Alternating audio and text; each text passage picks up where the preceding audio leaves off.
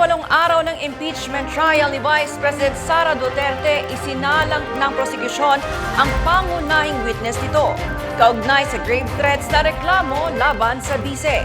Narito ang report ni Judea Bernardo, live mula sa Senado.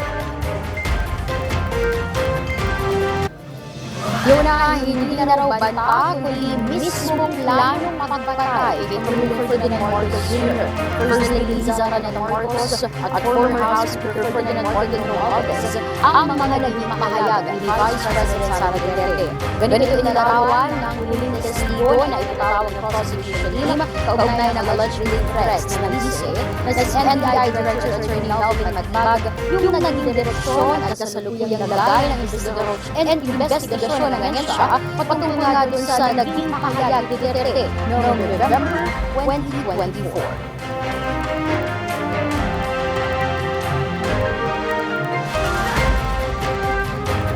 Sumentro ang testimonya ni Matibag sa mahalagang punto simula sa kung bakit mabuo ang Special Task Force na siyang tumututok sa pag-iimbestiga sa umunong banta hanggang sa mga pamantayang ginamit ng NBI para ituring ito bilang threat sa national security. Ayon kay Matibag, binuo ang task force noong April 16, 2026 matapos maisampang impeachment complaints laban kay Duterte. Pinadetalye rin ni House Lead Prosecutor Attorney Jervil Jinky Beatrix Luistro ang namumuno para sa direct examination ni Matibag ang kasalukuyang development sa ginagawang investigasyon ng NBI kaugnay ng grave threats. Nabanggit mo na ang banta sa buhay ng Pangulo ay banta na rin sa national security. Ano pa, Mr. Witness, kung mayroon man ang nagtulak sa iyo upang buuin ang Special Task Force na ito? May mga pangyayari po natin pong nasaksihan na nagpatunay na ang banta ay seryoso. Katunayan po, ang aming investigasyon ngayon ay tumawid na sa hindi banta kundi isang plano talaga na patayin po ang ating Pangulo ng Pilipinas. Sapagkat doon po sa ating mga inobserbahan na tinatawag nating open source intel, manilaw po roon ng ating Vice Presidente, sinabi mismo na siya ay kumausap na ng papatay at pumayag yung papatay na yan sa ating Pangulo ng Pilipinas.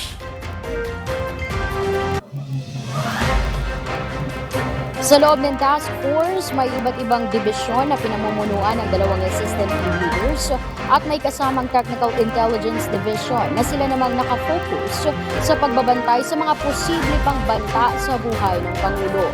Inisa-isa rin ni Matibag ang 5 pamantayan na ginamit ng Special Task Force habang iniimbestigahan ang mga pahayag ni Duterte.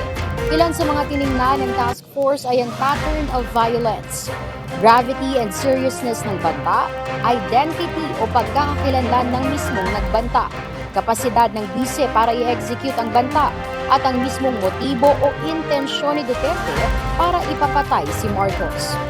For the pattern of violence, ipiniresenta ng prosekusyon ang mga bahagi ng video ng pananakit ni Vice President Sara Duterte kay Sheriff Abby Andres noong 2011 noong ito ay alkalde pa lamang ng Davao. Bukod sa insidente ng pananapak, pinagbasihan din daw ng Special Task Force ang affidavit ni self-confessed hitman ng Davao Death Squad o DDS na si former police officer Arturo Las Cañas na kasama umano ang bise sa Oplan Tukhang na iniuugnay sa extrajudicial killings. Sa kapasidad naman, nakita raw ng NBI ang firearms possession ng bise at ang kakayanan nito na atasan ng kanyang Vice Presidential Security Group o VSPG na isagawa ang nasabing banta. Sa ilalim naman ng motibo, nakita raw ng task force ang posibleng factor ay yung political interest ni Duterte at yung posibleng intensyon nitong makaupo bilang bagong Pangulo ng bansa kung may mangyari man kay Marcos. Yun na sa mga oras na ito, hindi pa masyado malalim yung pagtatanong na narinig natin from the defense panel of the respondent, which is Vice President Sara Duterte, na pinangungunahan nga ni Attorney Mark Dinuan. Pero kasalukuyan na po gumugulo itong cross-examination ng kampo ni Duterte sa huling witness o nila nitong alleged grave threats. Yun na. Judea, ano pa ang pwedeng mangyari ngayon sa session hall? Kaugnay nga dun sa mga posibleng pang mangyari kung hindi matatapos yung cross-examination. Dahil kanina, bago nga mag-recess itong impeachment trial, 8th day of the impeachment trial, Duterte, naging mahaba po yung pag-direct examine ni Lead Prosecutor Representative Jerry Luistro kay Matibag, kaugnay sa naging pamantayan, kaugnay sa naging resulta, pati na rin yung inclusivity ni PIL Director sa isagawang investisyon. In terms of inclusivity, yan naman yung dinarada ng defense team sa panguna nga po ni Attorney Martin Luan kung gaano nga ba ka-involved itong si Matibag dun sa isinagawang investigasyon kaugnay nga ng alleged threats ngayong February 2026 lang po na italaga bilang NBI Director itong si Matibag. If in any case, Fiona, hindi po matapos yung pag-cross-examine ngayong gabi, asahan natin sa 2 araw, kagaya ng mga naunang testigo, ihaharap sa witness stand itong si Attorney Matibag at posibleng hanggang bukas. Ano kaya ang epekto nito sa ngayon sa impeachment trial na lumabas na si Director Matibag ngayon sa Senado? Kagaya nga nung sinabi ng prosecution team sa pangunguna ni Attorney Jervin Luistro, una na rin ipinaliwanag ito ni legal spokesperson Attorney Benjamin J. Tolosa Jr. na pagtitibayin, not just to corroborate, but to give further more information sa isinagawa pong investigasyon ng NBI kaugnay nga din sa alleged rape threats ni Tito Sara.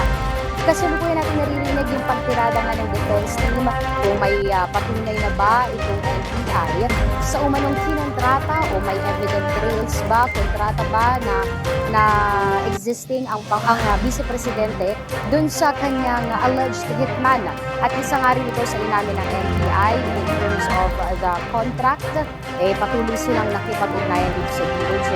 At malinaw po, wala pa pong conclusion yung isinasagawang investigasyon ng NBI patungkol dito sa alleged rape threats, pagkus patuloy po itong gumugulo.